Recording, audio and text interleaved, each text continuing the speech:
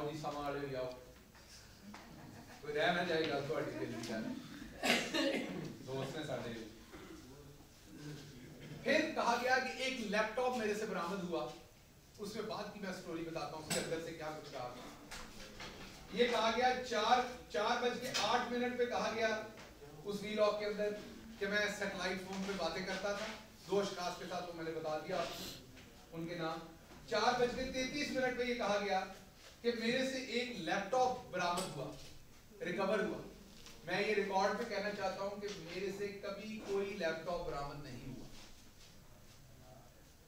मैं किसी किस्म का लैपटॉप तो है मेरे पास एक, लेकिन मैंने उसे शायद पता नहीं कब से इस्तेमाल नहीं किया, और मेरे से कोई लैपटॉप बरामद नहीं हुआ। ठीक हो गया? ये मैं दोबारा बड़ा क्लियर बता रहा हूं ना, पुलिस ने किसी इंसिडेंट में मेरे से कोई लैपटॉप, कोई आईपैड, कोई ऐसा इक्विपमेंट जो है जो अदालत के उस जुमरे में नहीं लिखा हुआ। और मैं इसमें सताइश करूंगा कि पुलिस ने जो चीजें 2, 3, 4 मेरे सामने लिखी वो बाकी सवाई यूएसबीज के, और एक वो पिस्तौल था जो मुझे नहीं पता था किसका था, और यूएसबीज के बाकी जो उन्होंने 1-2 फोन थे वो बिल्कुल मेरे इल्म में थे। बाकी ऐसी चीज वहां पर ना उन्होंने लिखी ना मुझे कही। यूएसबीज उन्होंने कही वो मेरी नहीं थी, जिसमें उन्होंने कहा कि वो एक उस यूएसबी के अंदर एक पर्चा था जो हमाद यूसुफ ने शायद मुझे बना के दिया था, एलिजिडली जो कहना चाह रहे, और मैंने उसको पढ़ा, तो वो यूएसबी मेरे इल्म में नहीं है, ना वो पर्चा मेरे इल्म में है। तो लैपटॉप कभी मेरे से कोई रिकवर नहीं हुआ। इसके आगे कहा गया कि 114 दिफाई इदारे के ऑफिसर्स जो हैं उनकी फैमिलीज का डाटा मैंने हासिल किया। ये फिर बहुत बड़ी रेड लाइन क्रॉस हो रही है, बहुत बड़ी रेड लाइन क्रॉस हो रही है। अगर तो रेड लाइन वही हैं जो इस्माइल गिल के पोते के लिए हैं, तो फिर तो ये बहुत बड़ी रेड लाइन क्रॉस हो रही है। मैनू तो तुसी मार इत्ते कचूमर कर देना सी जेहो जी गल मैं कीती होगी, बखिए देड़ देने सन हुण तक। सो ये रेड लाइन फिर क्रॉस हुई है बहुत बड़ी। 114 दिफाई इदारे के अफसरान की फैमिलीज का डाटा मैंने हासिल किया, और हासिल कहां से किया? मैंने नॉमिनेट भी कर दिए 2 बंदे कि जी या चेयरमैन नादरा से किया होगा, या एक डीजी होते हैं उनका नाम शायद मुजफ्फर के जफर लिया गया, वो आप चेक कर दीजिएगा, उन्होंने लिया उसको। ये उन्होंने किया 4:33 पे। ये कहा कि 114 ऑफिसर्स की फैमिलीज के मेरे पास डाटा था, और 6:41 पे बात शुरू हुई जिसमें कहा गया कि वो जो डाटा 114 फैमिलीज का मेरे पास था जो मैंने हासिल किया, उसके ऊपर मैंने फेक ट्विटर अकाउंट बनाए, ये कहा गया। और उन फैमिलीज के नामों पर, जो दिफाई इदारे के अफसरान की फैमिलीज के नामों पर जो उनके 114 लोगों के डाटा था, उनके नाम पे जाली अकाउंट बनाए गए, और उन अकाउंट से जाली मवाद स्प्रेड किया गया जिसमें से प्रो पीटीआई मवाद बताना था। ये 6:41 हमारे ये दोनों मीडिया के दोस्त बबागे दोहल पूरी अपनी जिम्मेदारी से, ऐसे लग रहा था यूनिवर्सिटी ऑफ विस्कॉन्सिन मेडिसिन के कोई मुदब्बर प्रोफेसर बैठे हुए पूरे वसूख से अपनी बात कह रहे हैं।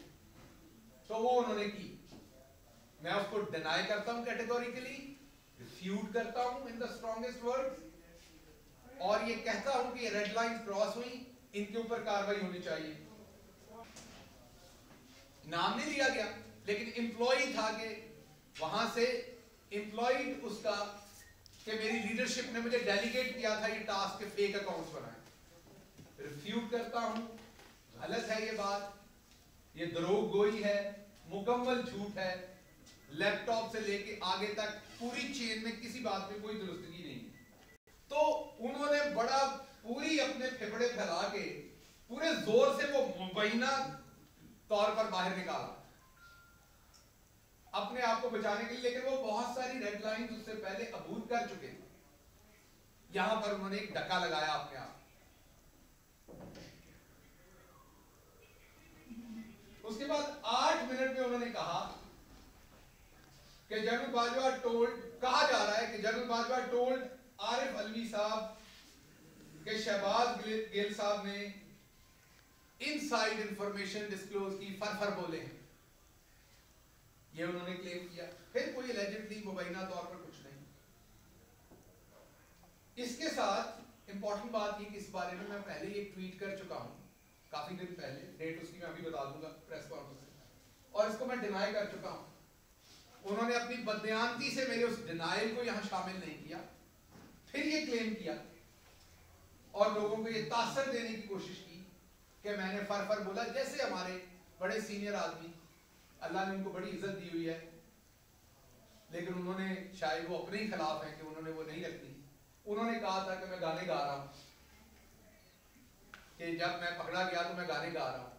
मेरी दुआ है कि आपके खानदान में कोई ना पकड़ा जाए और आप गाने ना गाएं।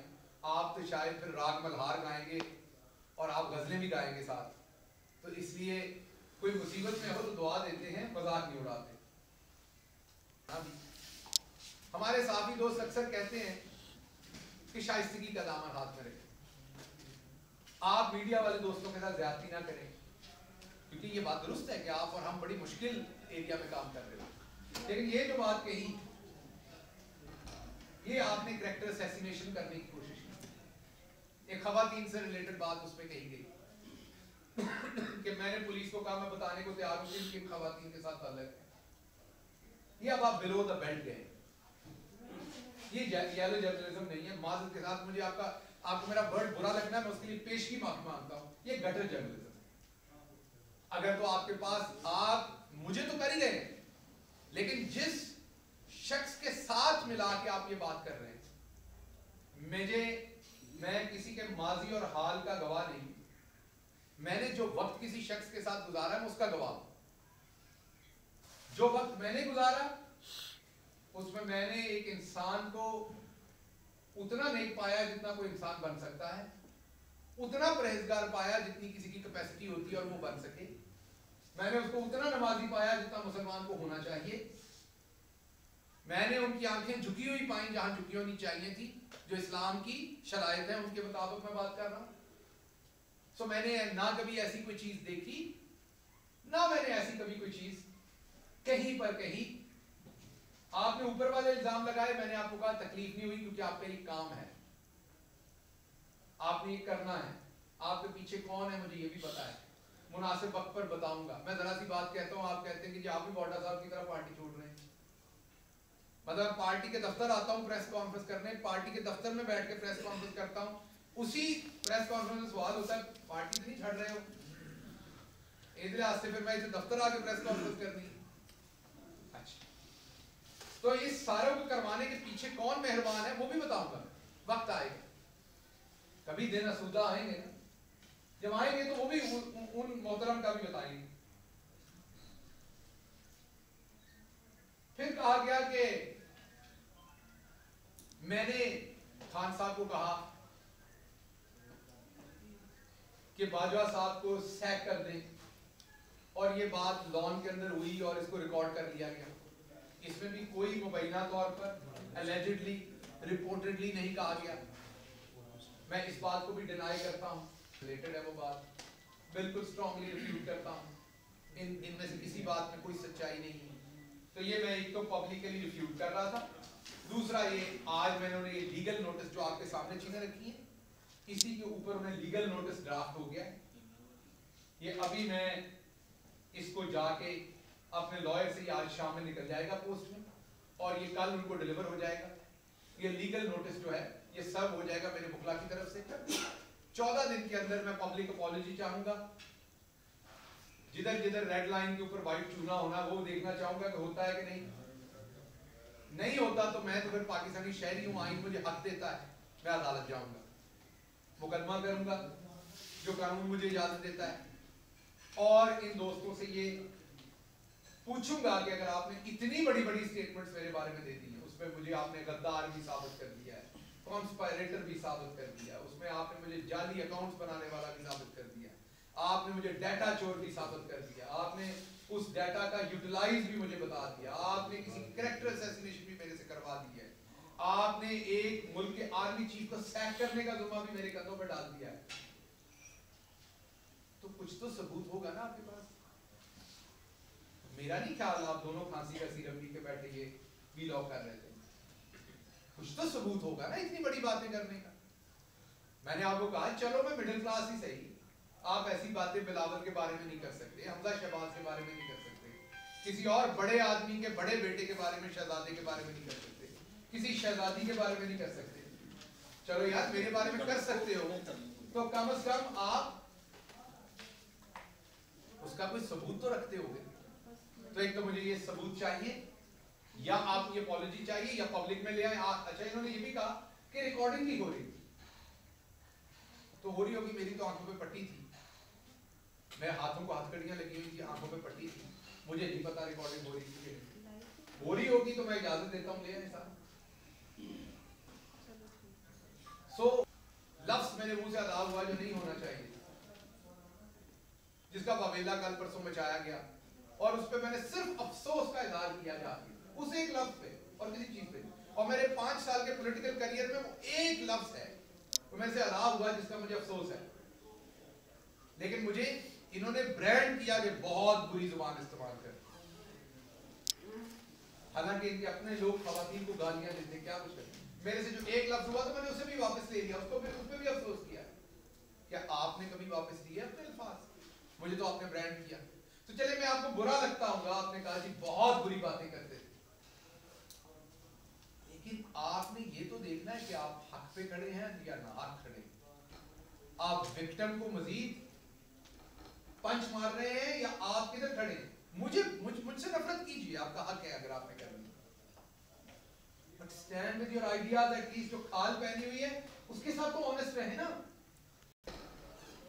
जो डिफरेंट इदारों के अंदर बड़े अहम ओहदों पर हैं या रिटायर हो चुके हैं, तो इंस्टीट्यूशंस को भी बदनाम करने की कोशिश की जा रही है, पर्सनैलिटीज को भी की जा रही है, मुझे तो की जा रही है।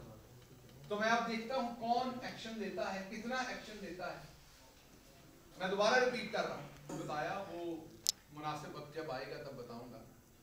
जो दूसरा सवाल का वो आपका अजम्पशन पे, मैं अजम्पशन पे जवाब नहीं, मैं तो किसी को एक्यूज नहीं कर सकता जब तक मुझे पता ना हो। मेरे पास तो ऐसा कोई सबूत नहीं, मेरे पास ना कोई इदारा है ना एजेंसी है जो मैं पता करूं। आप मेरे से ज्यादा बाखबर साहब, काम आपका, मेरे से पूछने की बजाय आपको मुझे बताना चाहिए। इसमें से मजा या चीज़ा लेने की बजाय आपको इस टाइम मरहम रखनी चाहिए, क्योंकि बुरा वक्त किसी पे भी आ सकता है और कभी भी आ सकता है। देखिए बाजी हमारी जो है वो बड़ी मुस्तकिल मिजाज है। एक बात मैं सबसे पहले कहूंगा कि सफदर साहब का एहतराम मेरी नजरों में बड़ा है, कम से कम उन्होंने सच बोला। इसकी शायद वजह ये कोई शरीफ खानदान से नहीं है, बाहर से है, इसलिए उन्होंने सच बोला और नजर आया कि वो खानदान के बाहर से हैं। बाजी ने उनको ना सिर्फ स्नब किया है बल्कि उनके इस, अगर ये कहीं शहबाज गिल की स्टेटमेंट पे मेरी पार्टी ने कह दिया होता ना, वो तूफान आ जाना था, तूफान आ जाना था, फट जाना था टीवी, हर शय फट जानी थी। बाजी ने अपने शौहर के बारे में ये कहा है जो मुस्लिम लीग यूथ के प्रेसिडेंट है, अभी भी है शायद, नहीं रिजाइन कर दी है। अच्छा रिजाइन कर दिया, लेकिन थे पार्टी के एक्टिव लीडर हैं, हर जलसे पे स्टेज पर होते हैं। उनके बारे में कहा ये उनका जाती बयान है, पार्टी का बयानिया नहीं है। पहले घर से अपने वो जैसी घड़ियां सुइयां मिलाई दी ना, पहले घर से सुइयां मिला लो। तुसी कौम नू की एक पेज पे ले आना है, आप लोगों ने कौम की क्या नुमाइंदगी करनी है? आपके तो घर में इत्तेफाक नहीं है, आप पहले घर में इत्तेफाक कर लें। मैं उस कोई घरेलू सिस्टम के हिसाब से नहीं कह रहा, मैं पॉलिटिकल आइडियोलॉजी पे कह रहा हूँ। पार्टी पूरी आइडियोलॉजी पे खड़ी है ना। अब अगर मेरी पार्टी की लीडरशिप एक बात कह रही हो, मैं दूसरी कर रहा हूँ, तो मैं पार्टी का हिस्सा तो नहीं हूँ। फिर या तो सफदर साहब को पार्टी से फारिग किया जाए कि वो पार्टी का हिस्सा नहीं है, और या फिर जो वो बात कह रहे हैं उसे सुने, अंदर डिबेट करें, हो सकता है वो काम की बात लगे, शायद हकाना बाजी साहब की भी बात सुने, मिफ्ता इस्माइल की भी बात सुने। मैं ये नहीं कह रहा उनको निकाल दे, बात तो सुने उनकी, हो सकता है उनकी बात में कोई दम हो। मैं तो अपने चेयरमैन से अभी बड़ी खुल के बात करते हैं, जो हमें लगता है सही है या गलत है हमारी पार्टी, वो सुनते हैं, उनमें मौका देते हैं। सबसे पहले मैं ये बताऊं कि शौकत तरीन एक बहादुर इंसान है, स्ट्रेट फॉरवर्ड है। मैंने देखा उनमें मुनाफिकत नहीं है, मैंने देखा वो पाकिस्तान के लिए बहुत मुखलिस हैं। मैंने देखा कि वो हमारी पार्टी के साथ एक आहनी दीवार की तरह वो इमरान खान के साथ खड़े हुए हैं। उन्होंने पूरी वफादारी की है पार्टी के साथ। उनका बहुत इज्जत और एहतराम है हमारी पार्टी की नजरों में, और मेरे जाती तौर पर मेरी नजरों में मेरे लिए वो बड़े भाई की तरह है। चंद लोग होते हैं जिनके अपनी कौम के ऊपर एहसानात होते हैं। वो एक ऐसे मोहसन है कौम के, मुश्किल तरीन वक्त में उन्होंने कोविड के फौरन बाद इकॉनमी को ऊपर किया। मुझे बड़ी तकलीफ है